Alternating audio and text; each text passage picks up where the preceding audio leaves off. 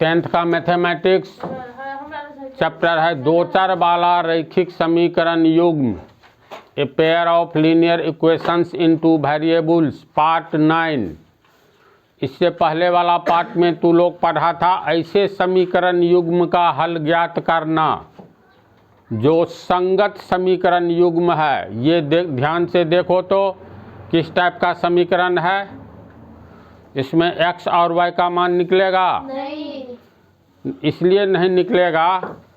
समीकरण नंबर ये 1 है, इसको 1 मान लो, इसको 2, तो 1 पर निर्भर है, आश्रित है दूसरा। बराबर के पहले 3 से गुना किया गया है, 3x जोड़ 3y। अब बराबर के आगे 3 से गुना नहीं किया गया है, तो बतलाया है इससे पहले वाला पार्ट में। तो ये इसका ग्राफ किस टाइप का होता है ये देखो।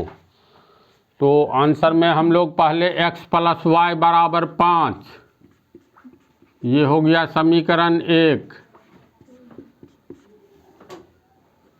3x प्लस 3y बराबर 6, ये हो गया समीकरण 2। तो समीकरण 1 को पहले हल करेंगे।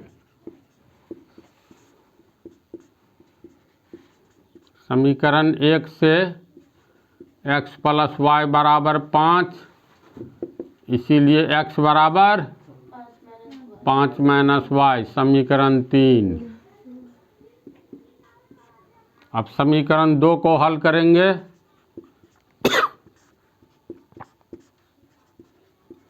एग्जाम में ग्राफ पूछेगा तो इसी ढंग से, ग्राफ बाएं पृष्ठ में रहता है और सादा पन्ना दाएं पृष्ठ में।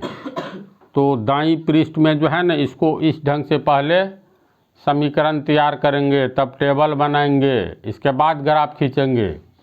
हूबहू ऐसे ही बनाना है। समीकरण 2 से 3x प्लस 3y बराबर 6 और 3x बराबर 6 माइनस 3y, इसीलिए x बराबर 6 माइनस 3y बटा 3। ये हो गया समीकरण 4। अब समीकरण 3 और 4 का टेबल बनाएंगे। तो समीकरण 3 का टेबल,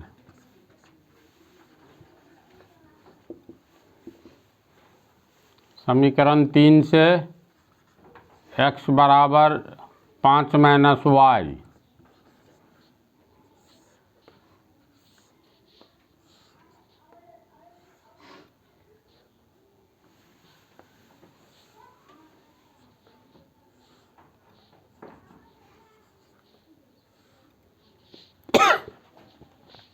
पाँच में से y का मान 2 लेंगे मान लो, तो 5 में से 2 गया तो x का मान 3 होगा, y का मान 3 ले लो,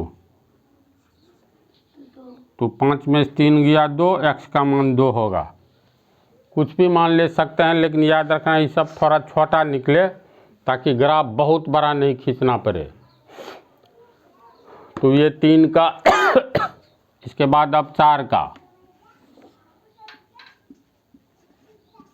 समीकरण 4 का टेबल।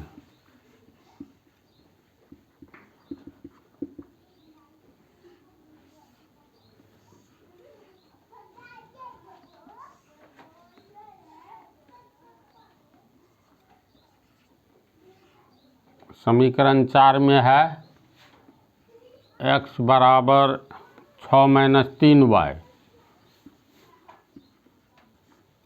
बटा 3। अब दिमाग लगाओ, y का मान 1 लेंगे। अगर y का मान 1 लिए कितना होगा, 3 गुने 1, 3 एकन 3, 6 में से 3 गया 3 बटा 3, यानी 1 होगा। इसका मान 2 लेंगे y का, तो y का मान 2, तो 3 दूनी 6, 6 में से 6 गया 0, 0 बटा 3 बराबर 0।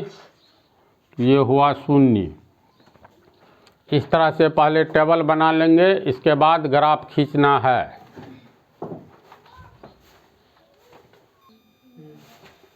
देखो ये दोनों टेबल का ग्राफ, समीकरण 3 ये का टेबल ये है और 4 का ये।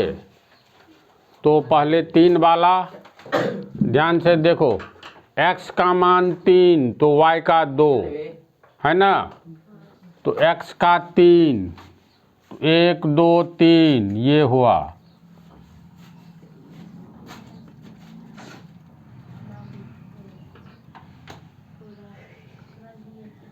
ये हुआ x बराबर 3 का ग्राफ। तो y बराबर 2 1 2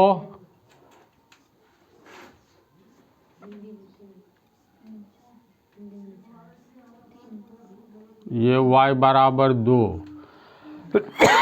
दोनों एक दूसरे को इस बिंदु पर काटा, इसका नाम चलो रख दिए a। x नियामक कितना तो 3, y नियामक 2। फिर x बराबर 2 तो y बराबर 3, तो x बराबर 2 तो 1 2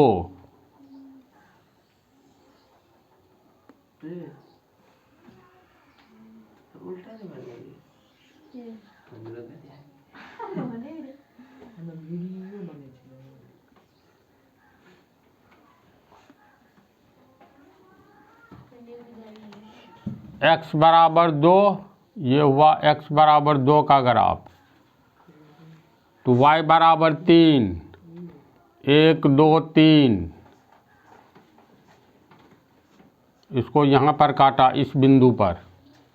आगे की ओर बढ़ाएंगे भी या नहीं भी बढ़ाएंगे तो कोई बात नहीं। इसका नाम दे दिए बिंदु b। b का x नियामक 2, y नियामक 3। समझ रहे हैं तो लोग? तो 2 बिंदु प्राप्त हो गया। अब पटरी बैठा करके ऐसे सीधे खींचेंगे तो एक सरल रेखा प्राप्त होगा।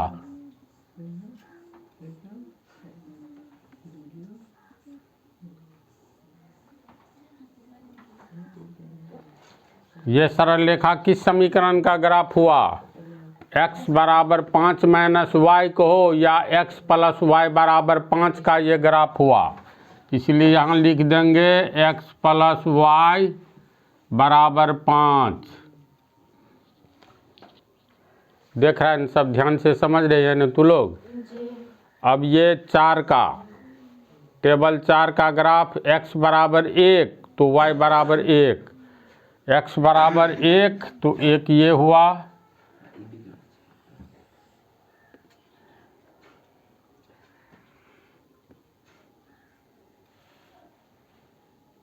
x बराबर 1 तो y बराबर 1, 1 ये हुआ।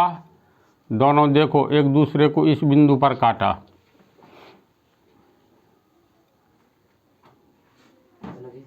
इसको कोई बिंदु मान लेंगे C। C का x नियामक 1, y नियामक 1, तो 1,1। समझा? पुनः x का मान 0, तो x का मान 0 यहाँ होगा। यहाँ 1 है, यहाँ 2 है, तो 0 यहाँ। तो y एक्सिस के समानांतर खींचेंगे ना, लेकिन y एक्सिस पर ही है तो इसको डबलिंग कर दो।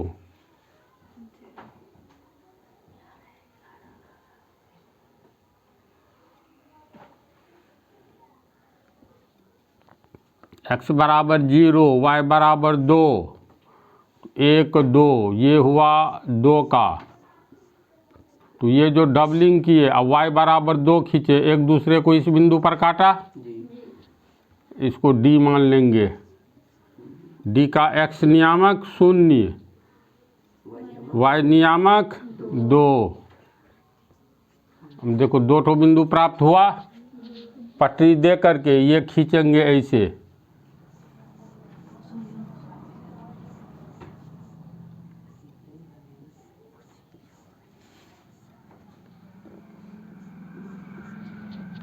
तो ये किस समीकरण का ग्राफ है इसका, यानी समीकरण 4 का। 2 को हल किए तब 4 आया, तो इसीलिए 2 को हो या 4 को हो, 3x + 3y = 6 का ये या इतना का ये ग्राफ हुआ, तो 3x + 3y = 6।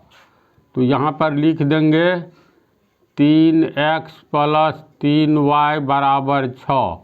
इसका ये सरल रेखा जैसे ग्राफ प्राप्त हुआ। अब इसमें देखो तो ये किस टाइप का समीकरण है, ये ऐसा हाँ रैखिक समीकरण है, तब न रेखा प्राप्त हुआ है। दोनों समीकरण रैखिक है क्योंकि दोनों समीकरण में सरल रेखा ही प्राप्त हुआ है। तो इसका कुछ निष्कर्ष है। निष्कर्ष ये है, इस समीकरण का हल नहीं निकलेगा, न तो x का मान निकलेगा न y का निकलेगा। अर्थात दिए गए समीकरण युग्म यानी जोड़ा का हल अगर प्राप्त नहीं होता है तो ऐसे समीकरण युग्म को हम लोग असंगत समीकरण युग्म कहते हैं, जिसका ग्राफ हमें 2 समानांतर रेखा के रूप में प्राप्त होता है। और 2 समानांतर रेखा एक दूसरे को कहाँ काटती है? कहीं नहीं और कभी नहीं काटने वाली रेखा को समानांतर रेखा कहते हैं, चाहे आगे की ओर बढ़ाया जाए या पीछे की ओर। जब ये एक दूसरे को काटेगा ही नहीं तो कटान बिंदु नहीं मिलेगा। कटान बिंदु नहीं मिलेगा तो कटान बिंदु मिलता तब न उस बिंदु का x नियामक दिए गए समीकरण में x का मान होता और y नियामक दिए गए समीकरण में y का मान होता। तो चूंकि ये दोनों समानांतर रेखाएं हैं जो एक दूसरे को कहीं नहीं और कभी नहीं काटेगी, इसीलिए दिए गए समीकरण युग्म का हल प्राप्त नहीं होगा। तो निष्कर्ष ये है, असंगत समीकरण युग्म का ग्राफ हमें समानांतर रेखा के रूप में मिलता है जो एक दूसरे को कहीं नहीं काटता है। इसीलिए असंगत समीकरण युग्म का कोई हल ही नहीं प्राप्त होता है, अर्थात न तो x का मान निकलेगा और न ही y का। क्लियर हुआ? बोलो। इससे पहले जो पढ़ा था और हटा दो। संगत समीकरण युग्म उस युग्म को कहते हैं जिसमें हमें ग्राफ 2 सरल रेखा के रूप में प्राप्त होता है, जो दोनों एक दूसरे को एक कटान बिंदु पर काटता है। जिस कटान बिंदु का x नियामक दिए गए समीकरण में x का मान होगा और y नियामक दिए गए समीकरण में y का मान होगा। तो देखो 2 ठो पढ़े हो तो 2 निष्कर्ष निकला। पिछले पार्ट में संगत समीकरण का ग्राफ किस टाइप का प्राप्त होगा? 2 सरल रेखा के रूप में जो दोनों एक दूसरे को काटेगा तो कटान बिंदु का नियामक दिए गए समीकरण का हल होगा, x नियामक y नियामक। लेकिन असंगत समीकरण, जैसा भी असंगत समीकरण बनाओगे रिजल्ट क्या आएगा? रिजल्ट आएगा असंगत समीकरण का ग्राफ हमेशा 2 समानांतर रेखा के रूप में प्राप्त होगा जो एक दूसरे को कहीं नहीं काटेगा। इसीलिए इसका कोई हल ही नहीं प्राप्त होगा। समझा इसको तू लोग उतारो चित्र सहित। इसके बाद जो है अगले पार्ट में तुम लोगों को आश्रित समीकरण युग्म के बारे में बतलाएंगे।